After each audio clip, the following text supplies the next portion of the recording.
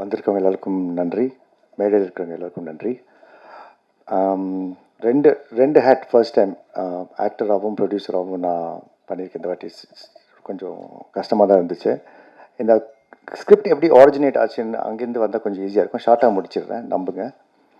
So Madras to Bangalore நான் வண்டியில் போயிட்டு இருந்தப்போ என் ஃப்ரெண்டு விக்கி கேமராமேன் என்கிட்ட வந்து கதை இருக்குது கேட்குறீங்களா அப்படின்னாரு. சரி, மெட்ராஸ்லேருந்து பெங்களூருக்கு 5 மணி நேரம் சும்மா தானே போயிட்டுருக்கோம், கேட்டுருவோமே அப்படின்னு சொல்லி வீடியோ காலில் ஸ்ரீதரும் நம்ம விக்கியும் வந்தாங்க. உங்களுக்கு தான் தெரியுமே, சிக்னல் விட்டு விட்டு விட்டு விட்டு வரும், எபிசோட் மாதிரி தான், பிரேக் விட்டு 5 பிரேக் இருந்துச்சு எங்களுக்கு அதுலேயே. ஸோ அது கேட்கும்போது நடுவில் ஒரு 2-3 பிரேக் வந்தப்போ ஆட்டோமேட்டிக்காக ரீஜாயின் பண்ணலாம் வாட்ஸ்அப் காலில். ஒரு காலில் ரீஜாயின் பண்ணப்போ விக்கி தூங்கிட்டான். ஸோ நாங்கள் 2 பேர் வந்து என்ன பண்ணலான்னா கட் பண்ணிட்டு திருப்பி வாங்க லைன்லன்னு சொல்லி we came back on the line.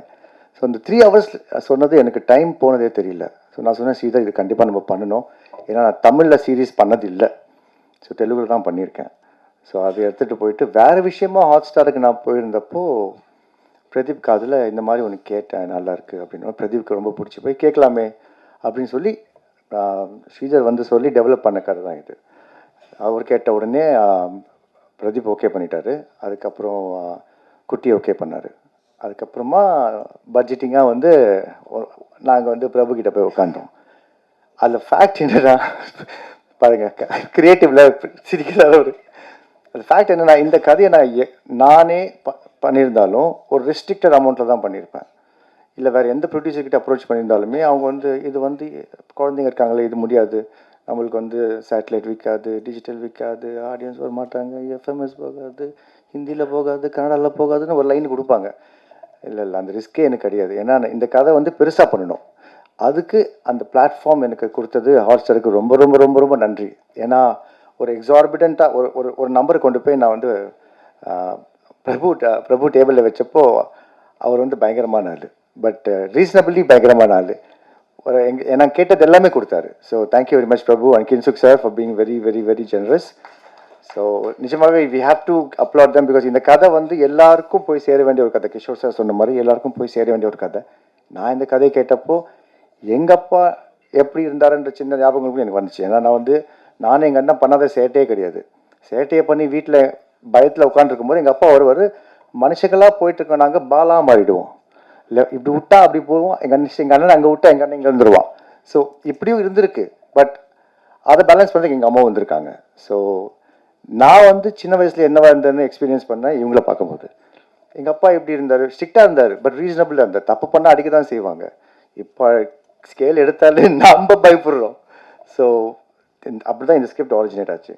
ரெண்டாவது, நான் எப்படி வந்தேன், அதுவும் ஒரு கதை. இந்த படத்துடைய பூஜா ஸ்டீல்ஸ் பார்த்தீங்கன்னா அதில் வந்து ஷாம்பாய் தான் இருப்பார். நாங்கள் ஷாம்பாய் வச்சு தான் பண்ணோன்னு ஒரு ஐடியாவில் இருந்தோம். இப்போ ஷூட்டிங்க்கு போகிறதுக்கு முன்னாடி ஷாம்பாய் வந்து தாடி வளர்த்துட்டார் தெலுங்கு படம் போடணுன்ட்டு. ஐயோ என்ன பண்ணுறதுன்னு தெரியாமல் அடுத்த கேஸ்டிங் பண்ணலான்னு சொல்லிட்டு நானும் எல்லோரும் உட்காந்துட்டு லிஸ்ட் எடுத்துகிட்டு இருக்கோம். இவர் படம் நல்லா இருக்குமா, அவர் படம் நல்லா இருக்குமான்னு சொல்லிட்டு நான் வந்து விதார்த்து கதை சொன்னேன். விதார்த் மச்சா நல்லா இருக்கடா, ஆனால் நான் அவுட்டோர் போகிறேன், என்னால் வர முடியாது. சரி, வேறு யாருக்கும் 2-3 பேர் சொன்னப்போ செம்மையாக இருக்கு மச்சா, ஆனால் நான் இங்கே போகிறேன், நான் அங்கே போகிறேன். ஜென்யூனாக அவங்க பிஸியாக தான் இருந்தாங்க. என்ன பண்ணலான்னு மண்டையை சொரியும் போது, ரஞ்சித் இது ஏன் நீங்களே பண்ணக்கூடாது, நான் வந்து ரீப்ளேஸ்மெண்ட் கில்லர், நான் ஒரிஜினல் கேஸ்டிங்லாம் கிடையவே கிடையாதுங்க இதில்.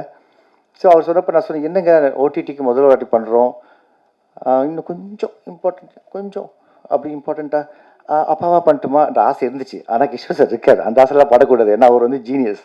நான் சொன்னேன், நான் அடுத்தது பண்ணிக்கலாமே ரஞ்சித். இல்லை நீங்கள் பண்ணுங்கள் நல்லாயிருக்கும் அப்படின்னு எனக்கு கான்ஃபிடன்ஸ் கொடுத்தது அவர் தான். ஸோ இது என்னுடைய ஓடிடி டெபியூ கூட. அதுக்கப்புறம் நான் வந்து பிரதீப் கிட்ட போய் கேட்டேன், நான் பண்ணலாமான்னு. பண்ணலாமேடா, உன்னுடைய பட்ஜெட் தாங்காதேன்னு கிண்டல் பண்ணார். பட் அப்படி தான் நான் உள்ளே வந்தேன். அது முடிஞ்சிச்சா. Now let me say thanks to the greatest talent. இங்கே இருக்க எல்லாருமே ஆக்சுவலி ஃபேமிலி மெம்பர்ஸ் தான்.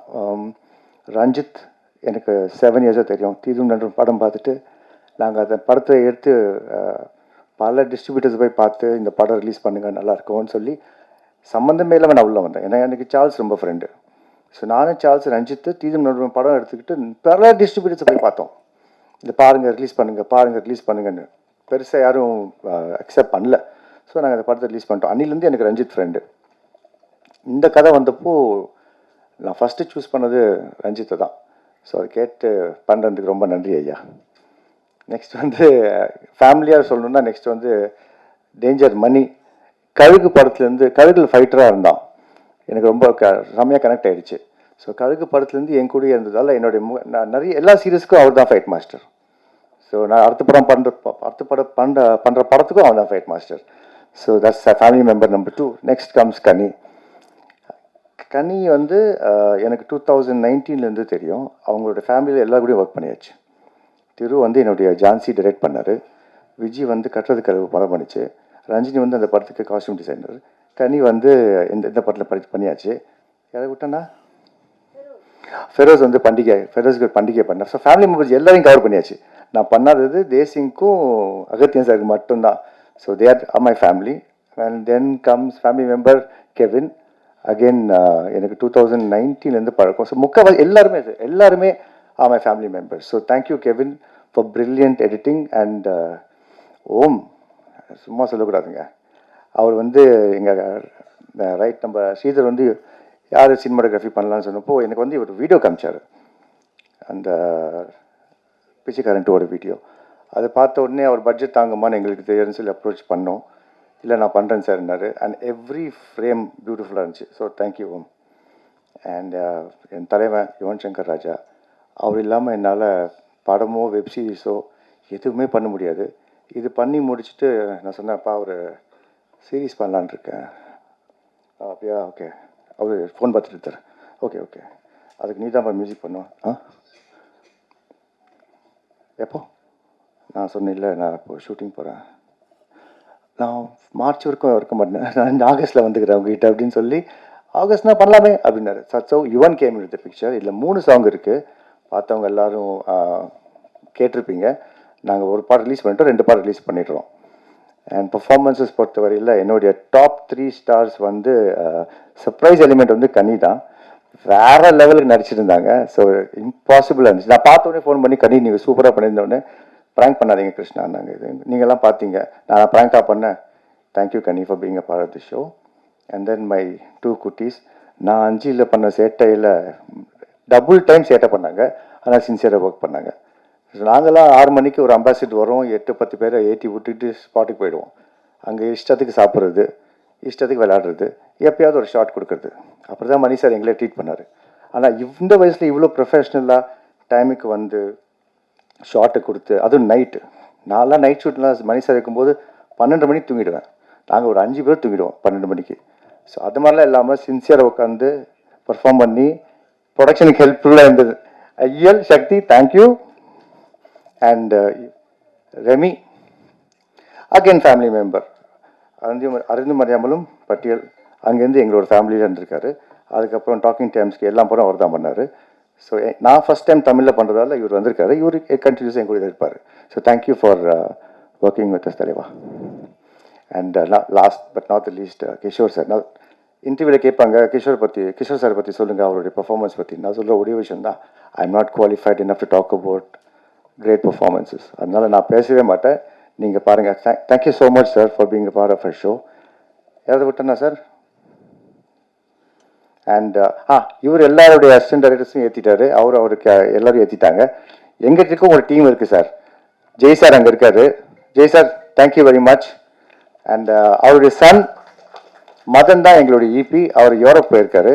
ஸோ தேங்க்ஸ் மதன் அவர். அப்புறம் எங்கள் இன்னொருத்தர் ராம் இருக்கார். தேங்க்யூ ராம். அண்ட் சுமன். எங்களுக்கும் டீம் இருக்குங்க. So thank you very much. ஏன்னா நடிக்கும்போது ப்ரொடக்ஷன் டென்ஷன் கொடுக்காம இருந்ததுக்கு மதனுக்கு நான் ரொம்ப தேங்க்ஸ் சொல்லிக்கிறேன். தேங்க்ஸ் மச்சான். Thank you everybody. Please support our show. Thank you.